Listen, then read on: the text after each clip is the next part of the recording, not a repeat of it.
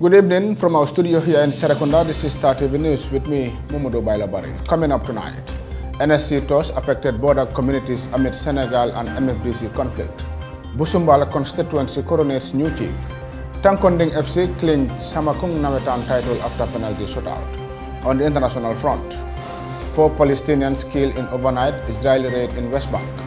Somalia lashes out at Ethiopia-Somaliland port deal.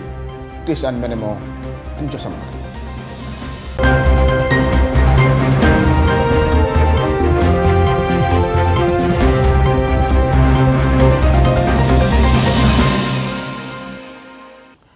To the news in details now, the National Security Council and the National Disaster Management Agency (NDMA) on Monday embarked on a day-long fact-finding mission on border villages as anxiety threatens natives of the border belt. Settlements fighting between the Senegalese forces and the Movement for Democratic Forces of Casamance Arabs. Our Modi El Baji was embedded with the visiting delegation and he files in this report.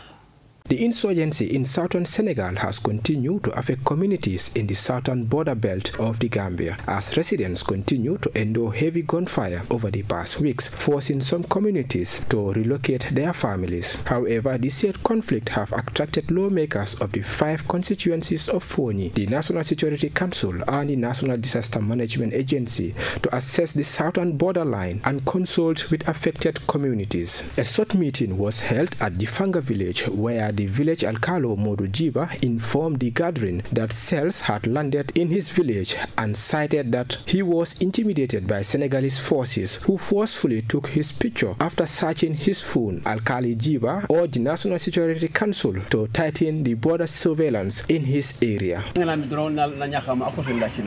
he returned it to me, he embraced me. He took a picture of me 3 times with him. He said, "You are not telling the truth, but there will come a day that you will tell the truth."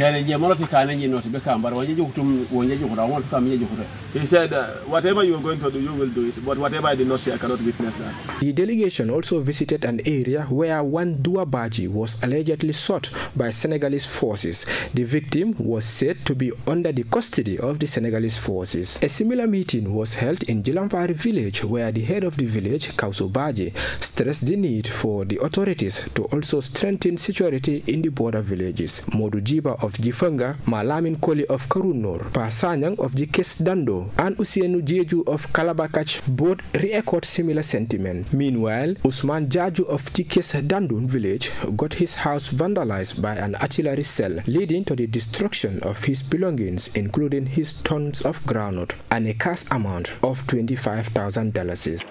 Landlord here, Mr. Omar Toure, who told me that the younger brother's house has been set to fire. Nana baje e wonk di telephone yeti Omar Toure dana atio kalim sakola pea. What happened?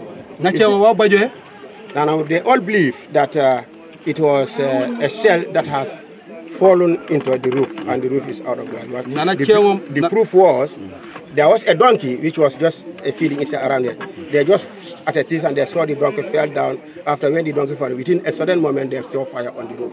And when they came, the donkey was seriously bleeding, which I even took the photos and sent it. Yes. At the end of the day-long exercise, the Minister of Defense, Sering Modunjai, shared the National Council's assessment of the tour. We have had the good opportunity to meet with the community members, and they've briefed out very well. And we have also visited the sites that have been affected. So here we are now in Kanilai also to receive another briefings from the commanding officer on whose territory that we are now, 4th Infantry Battalion, who are tasked with the opportunity to provide the security that is needed for Gambians living in this southern part of the border between the Republic of the Gambia and the Republic of Senegal. Overall, it is a very well conducted tour, and I think the objective is to make sure that whatever information is gained from this visit, we will go back to the National Security Council, usually on Mondays, and the chairman is the president and commander-in-chief. where we will present all the reports and a decision will be taken over there. However, the affected natives have applauded the National Security Council for reaching out to them during this period. For Star TV, I am Modu El Baji. After his nomination by the Gambian leader, President Adama Barrow, Mr. Lamin Toure has been officially coronated as the chief for Busumbala constituency. The ceremony was graced by senior government officials and a cross-section of community elders, and the unique event was held over the weekend in Busumbala village. Awasane tells us more.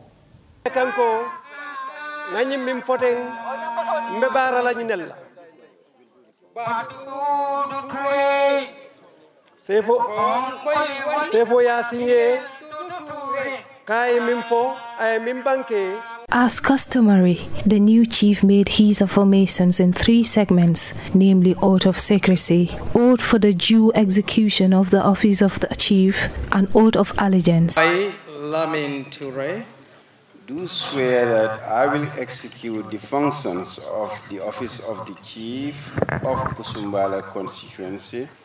Do swear that I will execute the functions of the office of the chief of Busumbala constituency. Without fear or favor. Without fear or favor. Affection or ill will. Affection or ill will. According to the Constitution and other laws of the Gambia. According to the Constitution and other laws of the Gambia. So help me God. Shortly after his coronation, Chief Lamin Toure promises to work with unity and oneness, as he described that as the bedrock of development.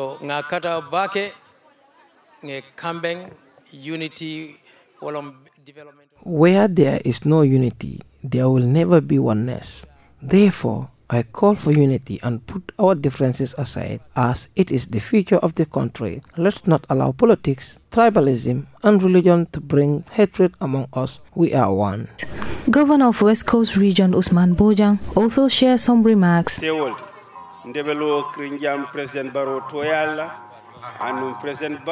I want to thank Chief Toure for accepting this offer from the President, and I want everyone to appreciate this decision of the President because he knows that Chief Toure can do the job.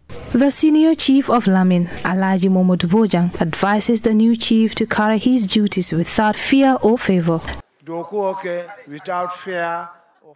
You take over a huge task, so I'm urging you to do your work as expected, with loyalty and truthfulness to the people you are serving. Director of Governance under the Ministry of Local Government and Lands, David Gomez, also shares some advice.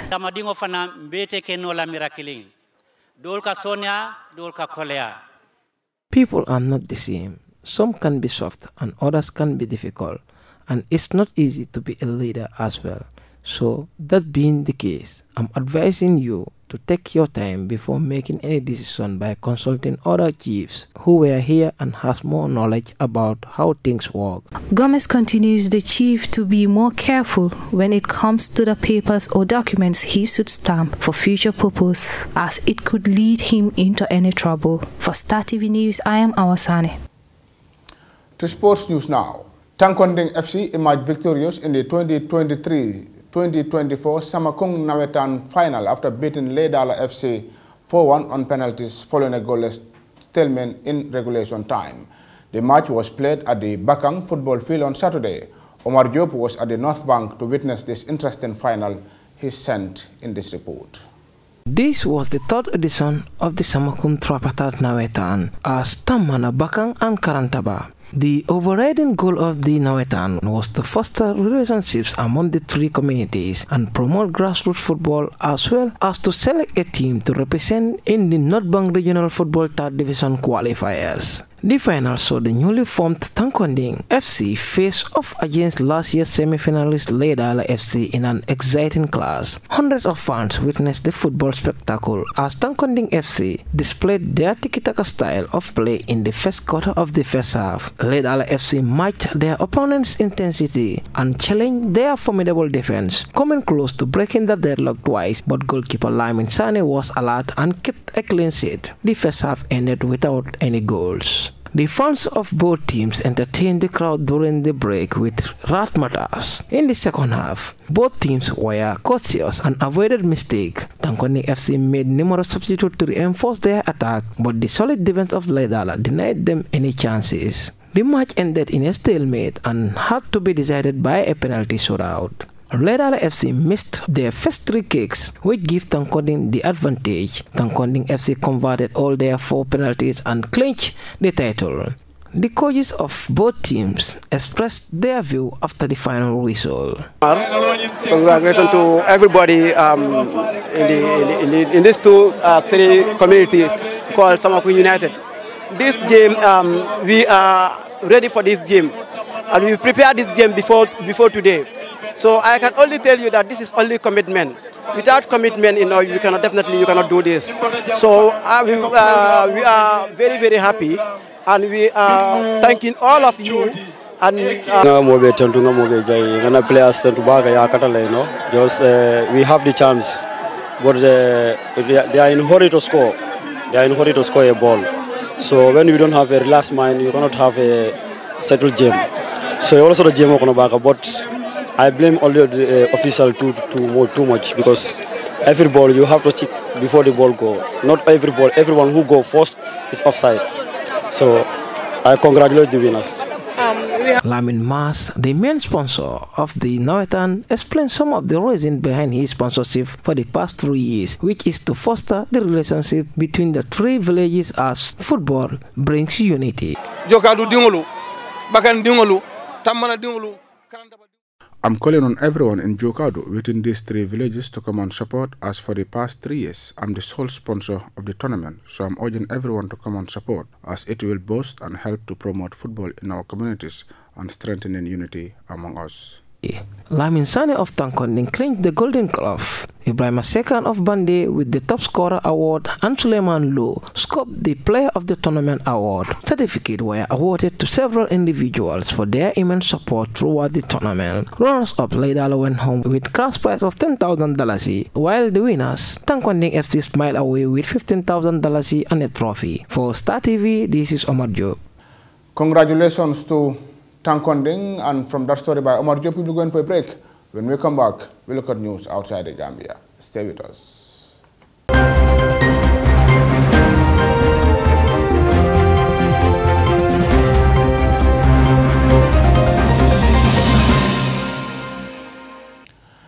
If you are just tuning in, this is Star TV News from our studio here in Serekunda, and now we take a look at news outside the Gambia.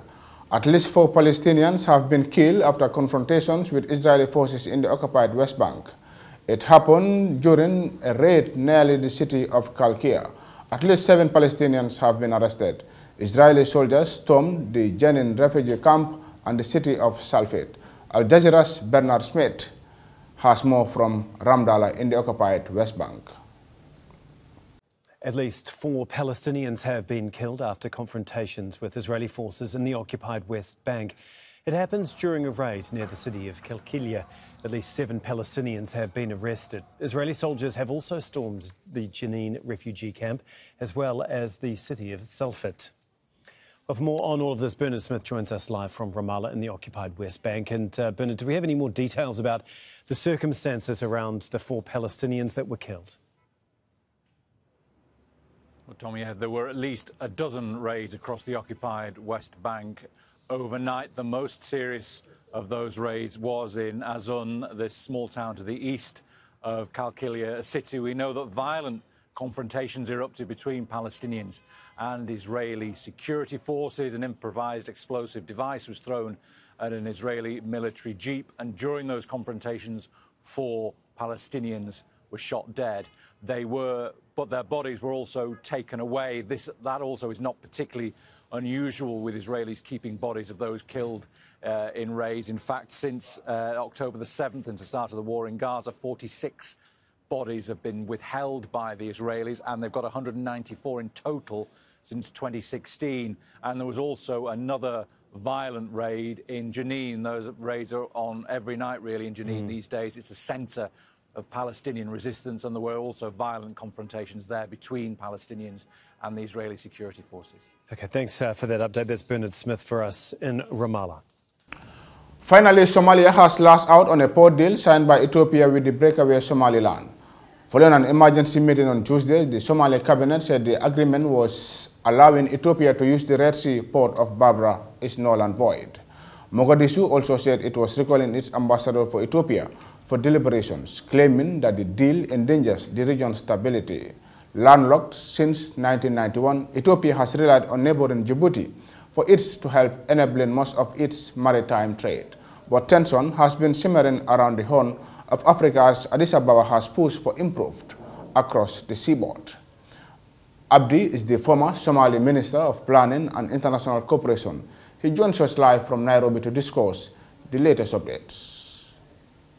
Abdi Ante is a former Somali Minister of Planning and International Cooperation and joins us now from Nairobi. Good to have you with us, sir, on Al Jazeera. I mean, the arrangement does come with diplomatic concerns too, that being that Somalia will not be happy. And in the last hour or so, the Somali cabinet has said Ethiopia's action an offensive that endangers the stability and peace of the region. Would you agree with that?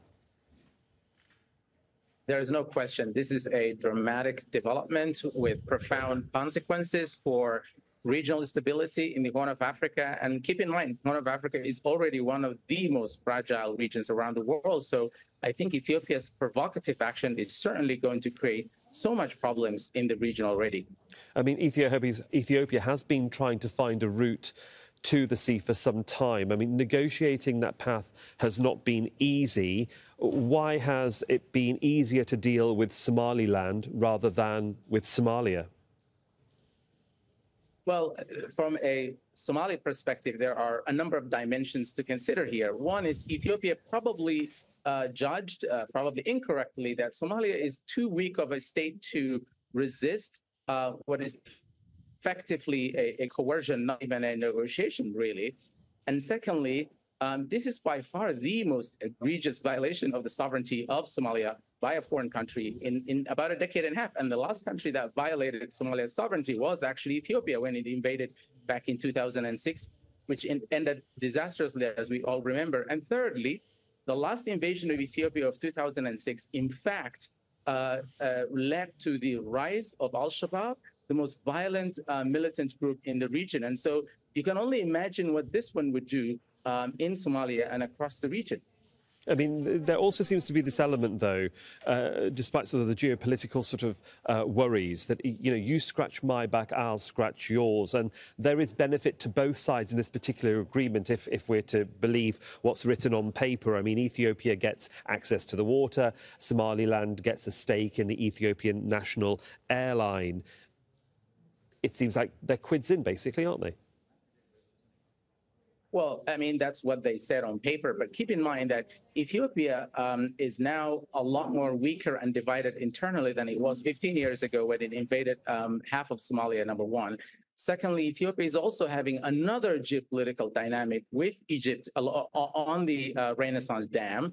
And thirdly, Ethiopia is now trying to dismember Somalia, a member state of the African Union. And the Charter of the African Union, in fact, protects the sovereignty and territorial integrity of all member states. The fact that the African Union's seat and headquarters are based in Addis Ababa, and that Ethiopia is in fact capable of doing something like that, really flies in the face of a global cooperation or cooperation between Somalia and Ethiopia, for that matter. Well, I'm sure there will be issues, certainly for the African Union to consider, because obviously such recognition or such recognition would break the Charter. But the other issue here is geopolitical politics, because the port itself, in theory, would be administered by the United Arab Emirates. And Arab nations are having an influence across the Horn of Africa. The UAE obviously also backing one of the sides in Sudan. It's also had influence in Libya. How much of a concern is that, or is it something we should be considering when we're talking about these relationships between Ethiopia and its neighbours? I mean, there's no question that there are other geopolitical dynamics that are at play, and they will crystallize in the next few weeks and months.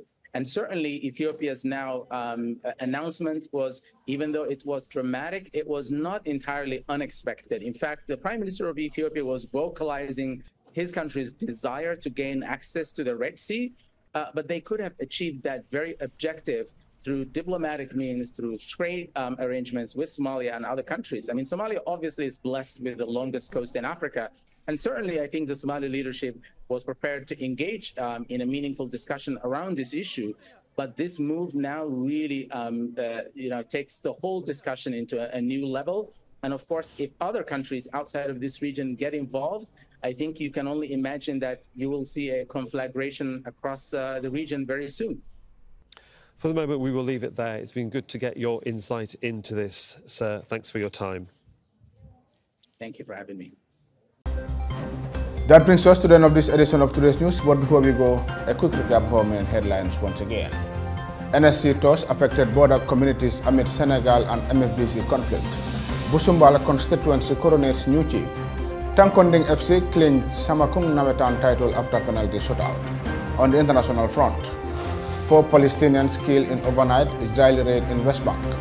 Somalia lashes out at Ethiopia-Somaliland port deal.